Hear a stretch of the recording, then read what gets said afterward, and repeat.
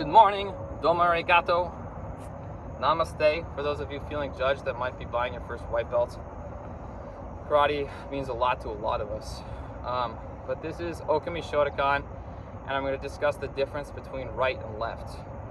So like my left side is actually like not quite as powerful, but I can be pretty dexterous with it. I can be pretty agile. So it's almost like kung fu or female fighting, where I can be in and out. I can shock you really quick. You know, I can get that quick in like that.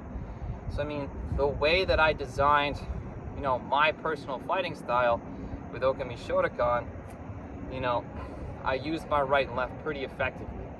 So what I tend to do is use knockout power in my right and use more finesse with my left. So we'll do it with my kicks real quick. If this is my in on my front foot and I want to do like an in with a high kick, but and I can like check their hands right there, but I can get their quad like that. It's nice and quick, but nice and quick, but and I can come across with some power if I want with a 1-2 kick. But nice and quick and finesse, because my entire life I've been building my right side, so I'm just not going to have that amount of strength on my left side. And I really like that left jab, but for really quick to have people keep their distance and things like that. And then another thing that I like, you know, with my left is like this. Is I go like this and I step into it and I torque it. I open up, I swim through like that. People don't normally expect it. It's not perfect in all scenarios. What? And be careful, especially if you're bare knuckle fighting, because it's not always cool to hit someone on the chin. And I go over this with the people that I train. But that's a really strong fight. Like that's a strong, I call it cross to jab and back like that. And I normally do it with my left. And then right here we have my right. That's a lot of power. So if I'm looking to really do some damage, I open up that with my right jab. If I'm looking to be agile and quick, I use my left. So now we're in my switch stance with my front leg, and I'm doing my in on my back foot.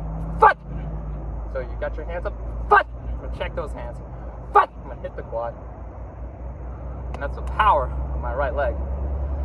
And we'll come back here in my regular stance.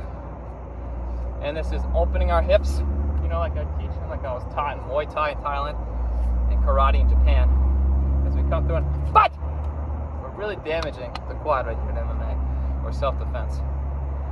So we're on a lot of power. And then my knockout kick.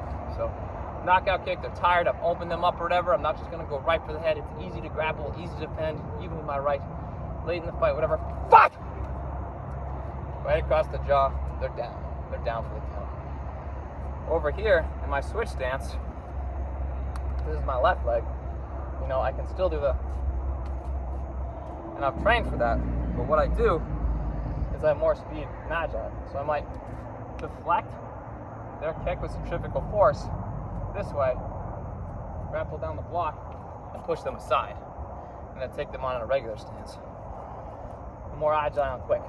So if they're coming at me like this, and they're gonna like kind of dart in an offhanded, like they're offhanded like this, they're gonna try to throw like a half-hearted left, right cross or something. I'm like, you know, I can look quick up like that. Probably not something I'd do. Or like, down the toes, and then back out. Quick and agile versus power. And it's understanding the difference between right and left and how to fight accordingly.